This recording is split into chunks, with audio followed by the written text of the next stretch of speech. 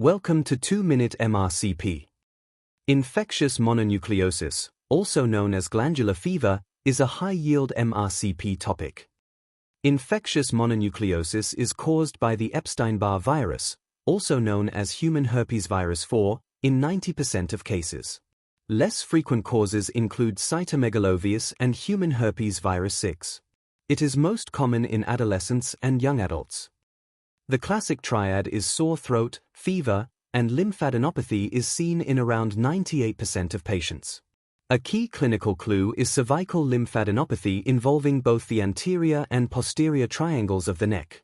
This helps distinguish it from simple tonsillitis, which usually affects only the upper anterior cervical nodes. Other common features include malaise, anorexia, headache, and palatal petechiae. Splenomegaly occurs in about half of patients and is important because, although rare, splenic rupture can occur. Mild hepatitis with a transient rise in ALT is also common.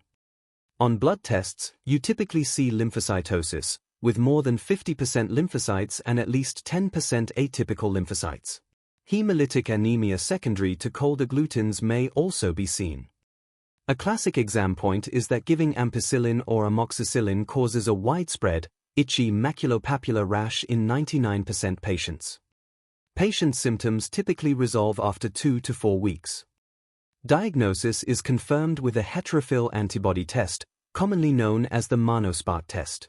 NICE recommends performing a full blood count and ManoSpark during the second week of illness to confirm diagnosis. Management is mainly supportive. Advise rest during the early stages, drink plenty of fluid and avoid alcohol.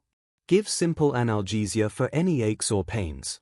Patients should avoid contact sports for 4 weeks due to the risk of splenic rupture. Lastly, there is an interesting correlation between Epstein-Barr virus and socioeconomic groups. Lower socioeconomic groups have high rates of Epstein-Barr virus seropositivity, having frequently acquired Epstein-Barr virus in early childhood when the primary infection is often subclinical.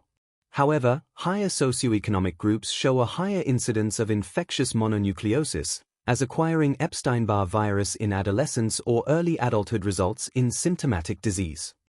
Here is a quick summary of infectious mononucleosis.